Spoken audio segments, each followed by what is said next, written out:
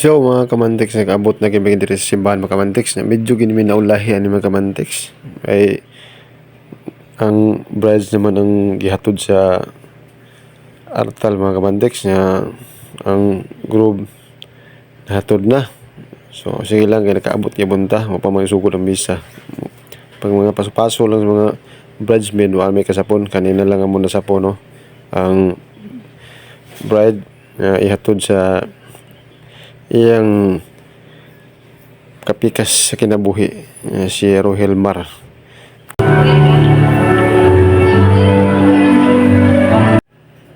Wala na din dugaya mga kamantex, kisugdan na din ang misa mga kamantex. Pare ka ni kanta pag siya kadyot, iyang ikantahan ng kinasal mga kamantex.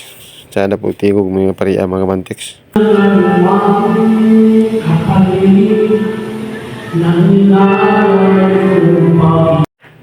Ato na din is-shortcut mga kamantex, mag-picture-picture na dayon. Siyempre, man magkasal namin na picture, tuara.